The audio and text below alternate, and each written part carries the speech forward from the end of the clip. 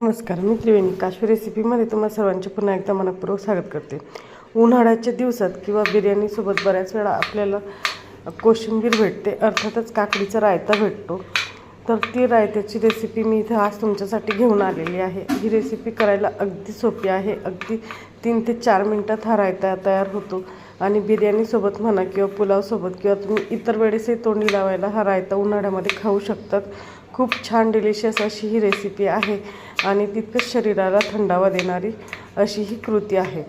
तर मी इथं एक काकडी घेतलेली आहे, तिची साल काढून घेतली आणि तिला अगदी बारीक कट करून घेत आहे आणि सोबतच कांदा एक ऑलरेडी बारीक कट करून घेतलेला आहे मीडियम साईजचा।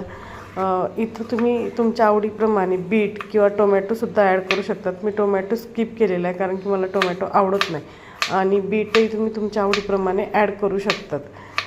तर इथं आपण जे आहे काकडी छान अगदी बारीक अशी कट करून घ्यायची आहे। त्याच्यानंतर मी इथं एक भांडं घेतलेलं आहे, त्यात बारीक कट केलेली काकडी आणि कांदा टाकून घ्यायचा आहे। कांदा ऑलरेडी बारीक कट करून घेतला तुम्हाला मगाशी सांगितल्याप्रमाणे। तर इथं कांदा आणि काकडी मिक्स केल्यानंतर त्यात आपल्याला टाकायचं आहे 1 चमचा काळं मीठ किंवा सैंधव मीठही तुम्ही टाकू शकतात। सैंधव मीठ टाकायचं आहे। त्याच्यानंतर 2 चमचे मी पिठी साखर टाकलेली आहे। पिठी साखर टाकल्यानंतर चव अगदी भन्नाट येते। त्यानंतर 2 चमचे चाट मसाला टाकलेला आहे। इथं तुम्ही भाजलेल्या जिऱ्याची पावडरही टाकू शकतात 1 चम्मच, ती मी इथं स्किप केलेली आहे। त्यानंतर चवीनुसार मीठ टाकायचे आहे आणि मी पुदिन्याची चटणी टाकली 2 ते 2.5 चम्मच। याऐवजी तुम्ही पुदिना आणि कुटलेली हिरवी मिरची टाकू शकतात, पण ही जी पुदिन्याची चटणी आहे ही टाकल्यानंतर ह्या रायताची जी चव आहे ती अगदी भन्नाट अशी होते, अर्थात कोशिंबिरीची।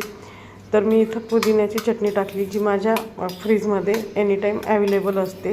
दर 8 दिवसात ही चटणी बनवली जाते आणि 8 दिवस सहज स्टोअर करता येते। तर त्याची रेसिपी ऑलरेडी मी आपल्या चॅनलवर दिलेली आहे। हे सर्व साहित्य छान असं मिक्स करून घ्यायचं आहे। त्यानंतर त्यात आपल्याला टाकायचं आहे बारीक कट केलेलं कोथिंबीर आणि कोथिंबीर टाकल्यानंतर पुन्हा एकदा आपण हे सर्व साहित्य मिक्स करून घेऊया। आणि सर्वात शेवटी आपल्याला इथे टाकायचं आहे 1.5 वाटी दही। इथे मी आता दही घेत आहे। ते दही टाकल्यानंतर पुन्हा एकदा आपल्याला छान सर्व साहित्य जे आहे ते अगदी एकजीव करून घ्यायचं आहे। आणि हे जे दही आहे आता मी 1 वाटी टाकले, त्याच्यानंतर अजून अर्धी वाटी मी इथं म्हणजे जवळपास 1.5 वाटी दही घेतलेला आहे रायत्यासाठी। आणि हा जो रायता आहे तयार झाल्यानंतर तुम्ही फ्रीजमध्ये ठेवा। थंड झाल्यानंतर हा रायता तुम्ही बिर्याणीसोबत किंवा जेवणासोबत साईड डिश म्हणूनही सर्व करू शकतात। तर तुम्हाला ही रेसिपी कशी वाटली कमेंट करून नक्कीच सांगा। अशा छान छान नवनवीन रेसिपींसाठी काश्मीर रेसिपी या माझ्या यूट्यूब चॅनलला सबस्क्राईब करा। तसेच काश्मीर रेसिपी या माझ्या फेसबुक पेजलाही फॉलो करा। पुन्हा भेटूया एका नवीन रेसिपीसोबत, तोपर्यंत धन्यवाद।